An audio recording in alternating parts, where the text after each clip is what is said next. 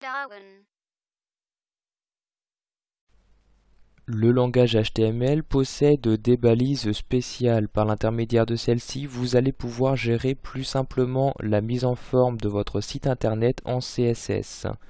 Nous allons donc voir ici comment utiliser ces balises spéciales dans Dreamweaver CS5. Donc dans un premier temps, je vais insérer une balise div, donc première balise spéciale que nous allons voir.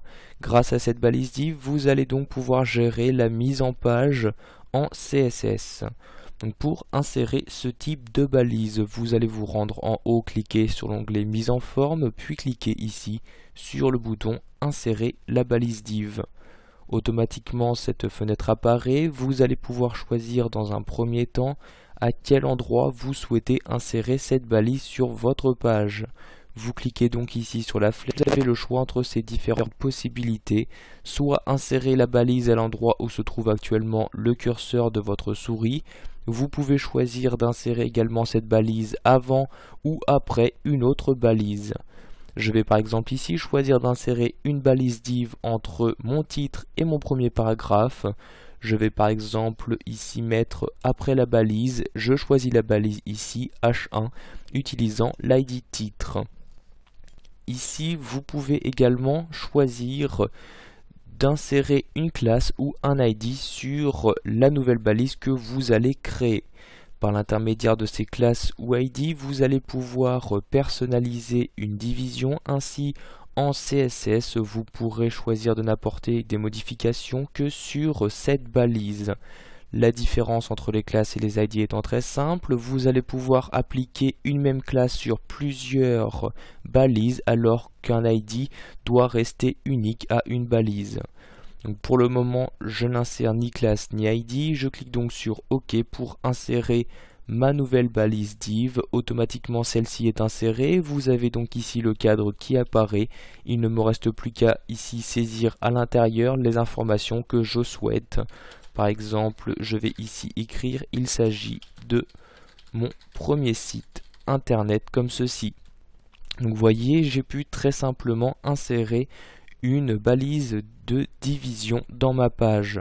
Si je souhaite maintenant insérer une nouvelle balise de division qui va me permettre de prendre en compte donc ici mes deux premiers paragraphes, je peux le faire très simplement. Pour cela, je sélectionne les deux paragraphes correspondants, je reclique exactement sur le même bouton. Automatiquement ici, vous avez maintenant dans insérer, envelopper la sélection qui apparaît, ce qui veut dire que cette balise englobera donc les différentes informations que vous venez de sélectionner. Je vais par exemple maintenant choisir ici d'insérer un ID. Je vais par exemple mettre ici donc para 1, 2 comme ceci. Ensuite sur OK afin de valider mes changements, et comme vous pouvez le voir maintenant, autour de ces deux premiers paragraphes se trouve bien un cadre, ce qui veut dire qu'il y a bien une balise de division qui a été insérée tout autour de ces deux paragraphes. Nous allons maintenant voir un autre type de balise spéciale. Il s'agit de la balise span. Avec cette balise, vous allez non plus gérer la mise en page en CSS, mais la mise en forme. Donc je vais par exemple ici insérer cette balise span dans le mode code. Je clique donc ici sur code, je vais par exemple me rendre en haut et insérer cette balise spéciale pour ce groupe de mots-ci. Pour cela, je me rends tout d'abord avant et j'ouvre ma balise span. Donc j'écris ici pan et ici j'insère le crochet fermant. Et donc à l'endroit où je souhaite l'infermer, j'insère la balise fermante span comme ceci.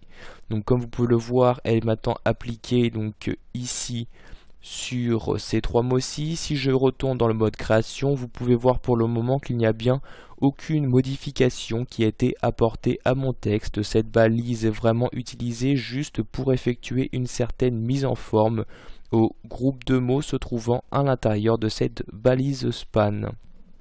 Vous allez pouvoir à tout moment vérifier donc quel ID ou classe a été utilisé.